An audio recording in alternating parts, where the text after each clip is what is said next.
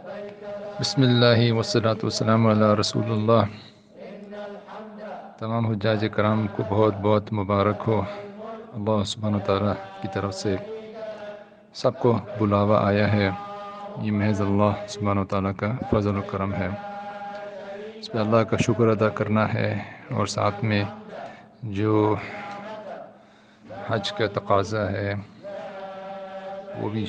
انشاءاللہ تعالیٰ پورا کرنے کی کوشش کرنی ہے، اور اللہ سبحانہ تعالیٰ سے مانگنا ہے کہ اللہ سبحانہ تعالیٰ اپنی بارگاہ میں اس کو قبول فرما لے۔ ہمیشہ آدمی کو پر امید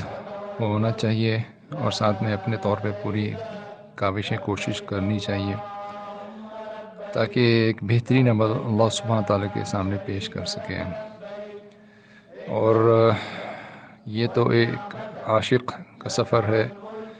اور عشق کی مقتضا یہ ہے کہ جیسا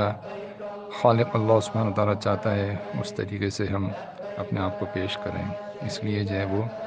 حج میں زیب و زینت کو منع فرمایا کہ ایک حاجی جو ہے وہ 2 چادروں میں لبیک اللہم لبیک کہتا ہوا جاتا ہے، اور پراگندہ حال میلے کچلے کپڑے اللہ کو یہی پسند ہے۔ میں خود اللہ سبحانہ تعالیٰ کے فضل و کرم سے ایک طبیب ہوں، اور ایڈمن کی طرف سے ایک درخواست آئی تھی کہ میڈیکل پرسپیکٹیو سے جو کچھ تدابیر ہم اختیار کر سکتے ہیں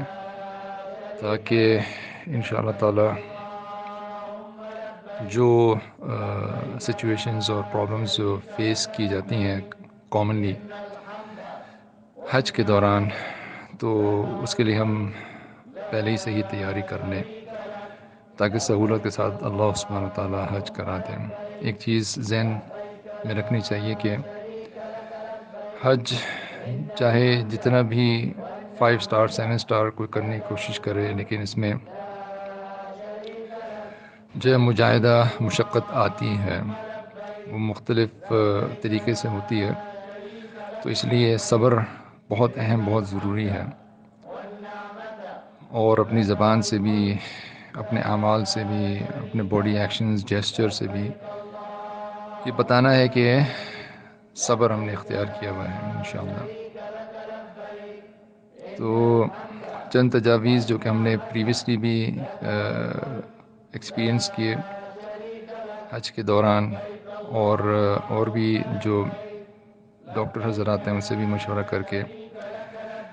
وہ میں آپ کے ساتھ شیئر کرنا چاہتا ہوں،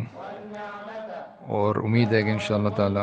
اللہ سبحانہ تعالیٰ سب کے لیے سہل و آسان فرما دے انشاءاللہ تعالی حج، اور اپنی بارگاہ میں قبول فرما لے۔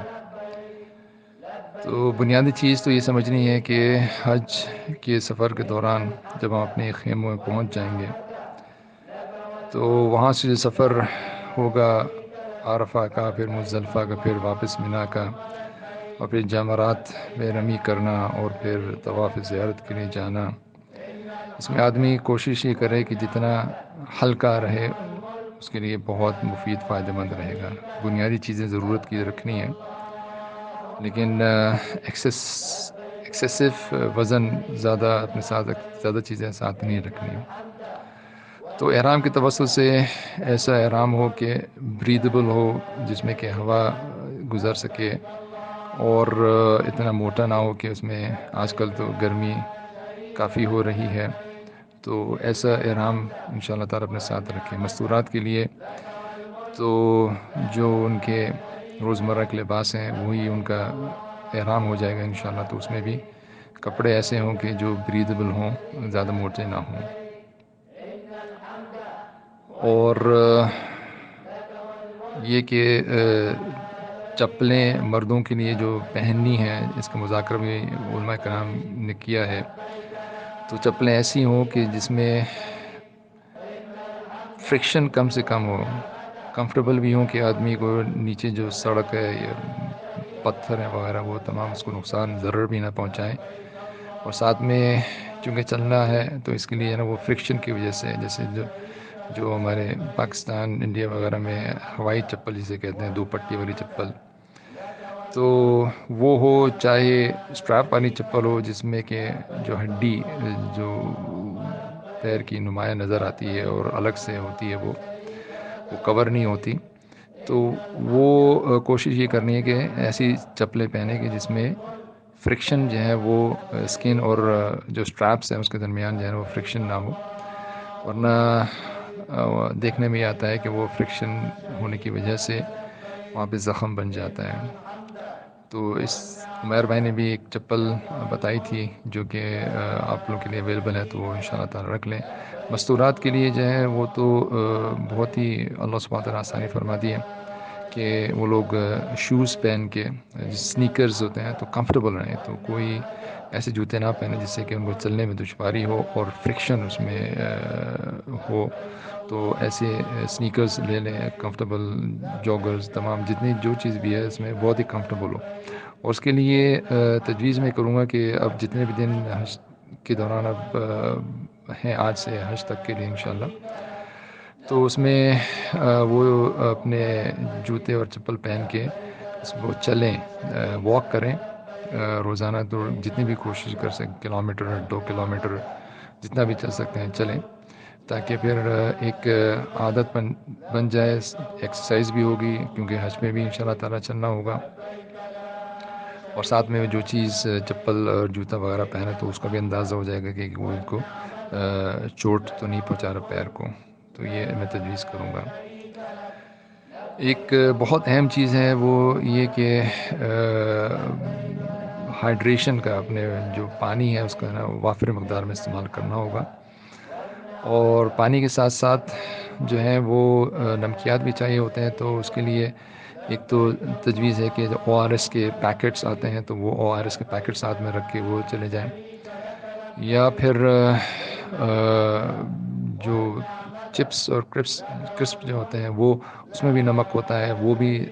استعمال کر سکتے ہیں تاکہ اس میں نمک جو ہے وہ نمکیات ساتھ میں ہوں پانی کے ساتھ ساتھ۔ نمک جو ہے وہ پانی کو اپنے ساتھ روک لیتا ہے، تو وہ ویدر اٹ بی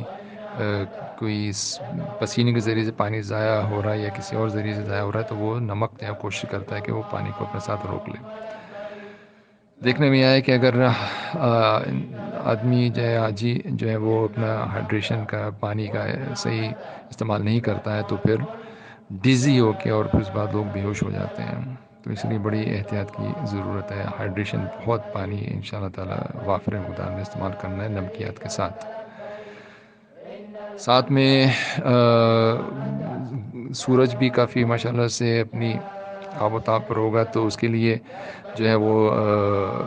گروپ والوں نے امبریلاز بھی فراہم کری ہیں، تو سب کے لیے تجویز یہ ہے کہ امبریلا ساتھ رکھیں۔ ایکسپیرینس میں یہ آیا ہے کہ امبریلا جو اور اسٹڈی قسم کی ہوتی ہیں وہ زیادہ کارآمد رہتی ہیں، یہ جو دوسری فولڈیبل امبریلاز جو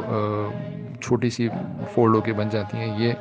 ہوائیں وغیرہ چلنے سے نا پھر یہ خراب ہو جاتی ہیں، تو ممکن ہو تو وہ بڑی امبریلاز جو کہ پوری ایک سنگل اسٹرپ کے ساتھ اس کی ٹپ سے لے کے نیچے تک جو ہے نا وہ بڑی ہوتی ہیں اور وہ زیادہ فولڈ نہیں ہوتی، ایک ہی فولڈ اس میں آتی ہیں، تو وہ استعمال کر لیں، وہ لے لیں۔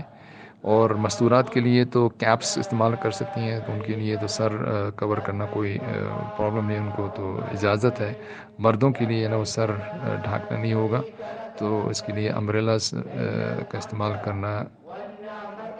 بہت ضروری، بہت اہم ہوگا۔ کچھ پتہ نہیں ہے کہ وہاں پہ کیا نظام ہو، کتنی دیر جو ہے وہ وہاں پہ لائنوں میں کھڑا رہنا پڑ جائے، تو دھوپ ہوگی، شیڈز ہر جگہ پہ نہیں ہوں گے، تو امبریلاز جو ہے بہت اہم، بہت ضروری ہے۔ ایک اور چیز جو تجویز میں کروں گا وہ یہ کہ چلنے کے دوران جو ہے وہ فرکشن کی وجہ سے جو ہے وہ اور پسینے کی وجہ سے زخم ہو جاتے ہیں، اسپیشلی خاص طور پہ جو گروئن اور ایریا ہوتا ہے، یعنی کہ تھائز جہاں پہ بیلی سے یعنی ایبڈومنس کے ساتھ جا کے جڑتی ہیں، تو اس علاقے میں جو ہے وہ پسینہ اور فرکشن کی وجہ سے جو ہے وہ وہاں پہ انفیکشن اور زخم ہونے کا اندیشہ ہوتا ہے، تو ویسلین ایک ہے جو کہ آپ میک شور کر لیں اوڈرلیس ہو، یعنی کہ اس میں کوئی مہک نہ ہو، وہ ساتھ رکھ لیں۔ اور ایک اور چیز جو بہت مفید رہتی ہے وہ کریم آتی ہے سوڈو کریم کے نام سے، SUDO، سوڈو کریم کے نام سے آتی ہے۔ اس میں زنک ہوتا ہے اور وہ بھی انفلیمیشن کو، سوزش کو بچاتا ہے اور فنگل انفیکشن وغیرہ کو بچانے کے لیے کام ہوتا ہے۔ ساتھ میں جو ہے وہ فرکشن کو بھی ختم کرنے کے لیے کام آتا ہے۔ تو سوڈو کریم SUDO وہ کریم ساتھ رکھ لیں انشاءاللہ۔ پہلے جو ہے وہ جب یہ موبائل فونز میں لائٹس وغیرہ نہیں ہوتی تھیں تو ٹارچ لائٹ جو ہے نا وہ رکھنا ضروری ہوتی تھی۔ اب تو موبائل فونز میں بھی جو ہے نا وہ لائٹس آ رہی ہیں اسمارٹ فونز میں، تو اس لیے جو ہے وہ موبائل فونز میں لائٹ موجود ہوگی تو الگ سے ٹارچ لائٹ رکھنے کی ضرورت نہ پڑے، لیکن میک شور کر لیں کہ آپ کے موبائل فون چارجڈ رہیں، مطلب کم چارج نہ ہو، کیونکہ یہ نیور نو کہ کتنا عرصہ جو ہے وہ رات میں ہمیں روشنی کے لیے جو نا موبائل فون کے ٹارچ کی لائٹ کی ضرورت پڑ جائے۔ ایک اور چیز میں تجویز کروں گا کہ کوئی بھی کنجسٹڈ ایریا ہے اس کو اوائڈ کرنا ہے۔ تو اوبیسلی یہ کہ یہ کووڈ کی وجہ سے نا جو انتظامی لوگ ہوں گے ان کی یہی کوشش ہوگی کہ یہاں پہ کنجیشن نہ ہو، لیکن اسٹل آپ لوگوں کو ایڈوائز یہ کروں گا کہ یہاں پہ کنجیشن ہو اس کو آپ اوائڈ کر لیں۔ کنجیشن میں جو ہے نا وہ سفوکیشن کی وجہ سے ہے نا پھر آدمی فینٹ ہو جاتا ہے، اور جو پہلے زمانوں میں ہم نے سنا کہ اسٹیمپیڈ ہوتے تھے، اور اب تو الحمدللہ چیزیں بہت بہتر ہیں، لیکن اس میں کاز آف انجری اور جو ڈیتھ ہوتی تھی وہ سفوکیشن ہوتی تھی جو اسٹیمپیڈز میں، تو اس لیے کنجسٹڈ ایریا کو کوشش کرنا ہے کہ بالکل اوائڈ کریں۔ میڈیکیشن کی توسط سے میں تجویز کروں گا کہ کچھ دوائی تھوڑی تھوڑی اپنے ساتھ رکھ لیں۔ اس میں پیراسیٹامول ہے، اسی طرح سے آئی پروفین آتی ہیں وہ رکھ لیں، اور اینٹی بایوٹکس کے لیے نا 2 اینٹی بایوٹکس میں تجویز کروں گا کہ کم از کم جو ہے نا رکھ لیں۔ اس میں ایک ایزیتھرومائسین AZITHROMYCIN ایزیتھرومائسین، یہ دوائی جو ہے وہ ریسپریٹری ٹریک انفیکشن کے لیے استعمال ہوتی ہیں، اور یہ جو ہے وہ کووڈ انفیکشن میں بھی جو مائلڈ وغیرہ ہے اس میں بھی استعمال ہوتی ہیں۔ تو ایزیتھرومائسین کی کچھ ٹیبلٹس ہیں وہ کچھ رکھ لیں اپنے ساتھ۔ اسی طرح سے ڈائریا بھی اگر ہو جائے تو اس کے لیے سپرو فلوکسیسین جو ہے افیکٹو ہے، CIPROFLOXACIN سپرو فلوکسیسین، یہ 500 ملی گرام کی آتی ہے، تو یہ ساتھ رکھ لیں۔ ایزیتھرومائسین جو ہے 250 ملی گرامس کی آتی ہیں تو وہ ساتھ کچھ رکھ لیں۔ اور کوئی اگر اینٹی فنگل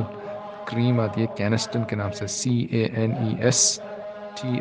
کینسٹن کے نام سے، یہ فنگل انفیکشن کو بچانے کے لیے خاص طور پہ